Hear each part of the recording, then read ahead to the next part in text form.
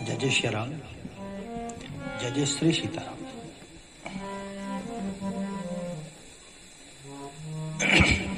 देखिए, बड़ी मुश्किल से एक नहीं सहस्रों जन्मों के जब संचित पुण्य हमारे उदय होते हैं,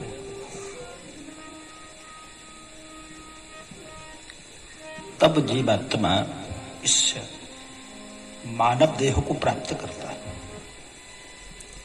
दुर्लभे मानुषे लोके दुर्लभम नरत्वम। मनुष्य बन जाना बड़ा मुश्किल है, बहुत।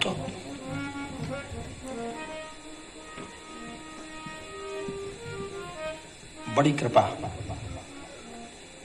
जब प्रभु करते हैं तब हमको ये मनुष्य शरीर प्राप्त होता है। दुर्लभम मानुष्य लोके, इससे मनुष्य लोक में जन्म मिल पाना बड़ा मुश्किल है, बड़ा कठिन है। हम चाहेंगे अपने परिश्रम से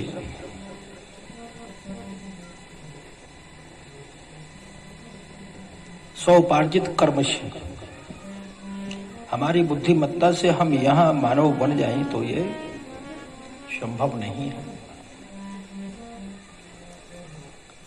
मनुष्य हम अपनी शक्ति से, अपनी ताकत से एन किन प्रकारेण नहीं बन सकते। क्यों? इसलिए कि ये हमारे हाथ में नहीं है। हमारे वश में ये नहीं है कि हम मनुष्य बन जाएं। तीन बातें मानव के अधिकार से बाहर हैं। ये तीन बातें, वो कौन कौन सी बातें हैं? दुर्लभम त्रियम में वैतत, दुर्लभम त्रियम एव ऐतत।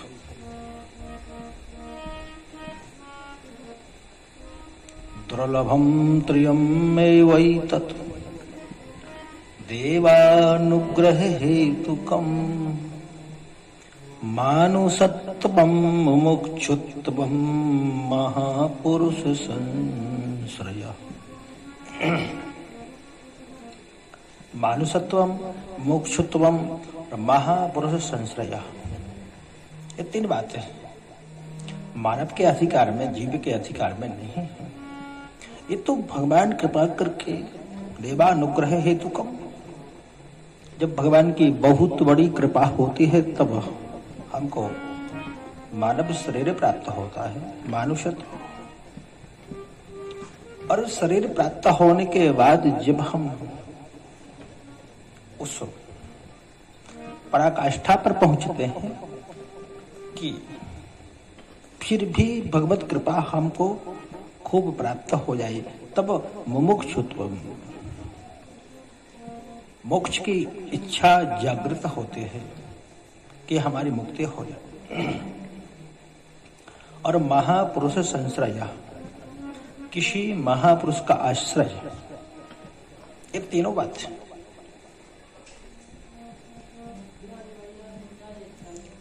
मनुष्य बन जाना,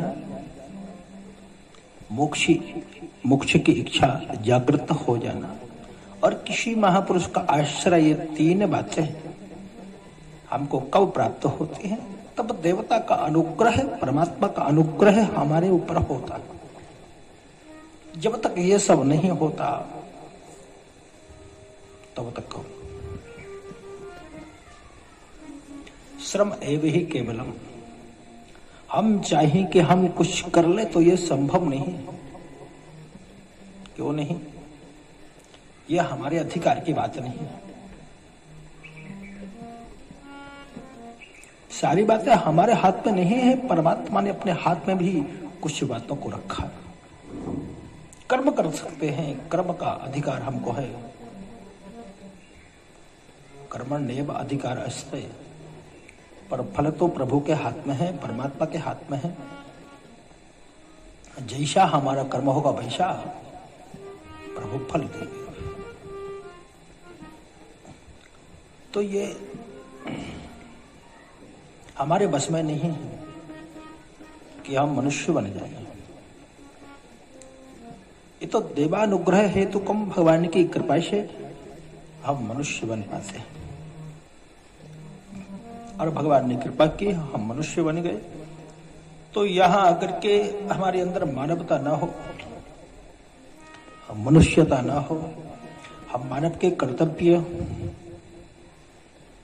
का पालन न करें, मानव की जो दायित्व है उनके ऊपर न चले,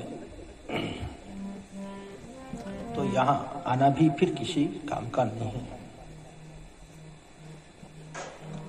भूल से भी कहीं हम मनुष्य बन जाएं तो हमें परमार्थ करना चाहिए। प्राणी मात्र के ऊपर दया करना चाहिए।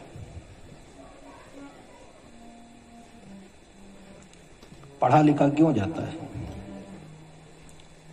पढ़ लिख करके व्यक्ति होशियार तो होता ही है, साथ ही साथ वो विनम्र होता है।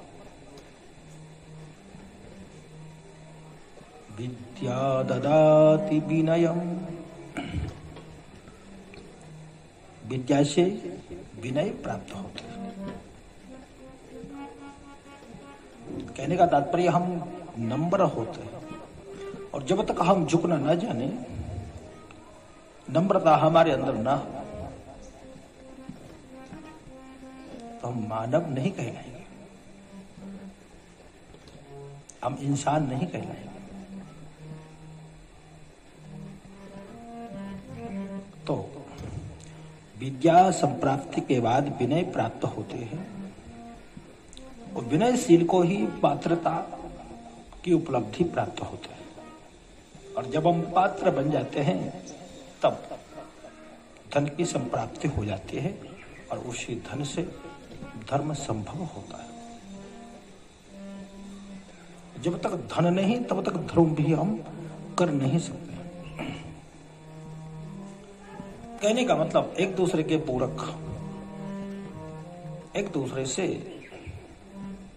ही एक दूसरे की पूर्ति होती है। अतः हमारे अंदर मानवता हो, मानवीय गुण हो, हम सत्य सनातन धर्म के ऊपर चले, हमारे अंदर दया होनी चाहिए। और दया कब तक रहे, ये कोई समय सीमा नहीं है। दया के लिए बताया है कि जब तक दया न छाड़िए तब तक घट में प्राण। दया को तब तक न छोड़िए जब तक घट में प्राण है, तब तक दया हमेशा बनी रहे। क्योंकि जो दयावान होता है वही इंसान होता है। इसलिए दया प्राणी मात्र का भूषण है। हम मृत्युलोक पे आए हैं, सबका भला करें, सबकी अच्छाइयों को देखें, और जिनमें बुराइयां हैं तो उनको परिवर्तित करने की कोशिश करें कि ये बुराइयों को छोड़ करके अच्छाइयों को ग्रहण करें। यही हमारा कर्तव्य, यही हमारा दायित्व है। इसलिए हम हमेशा पुराणोक्त और शास्त्रोक्त जीवन जिए। जय श्री राम, जय जय श्री राम।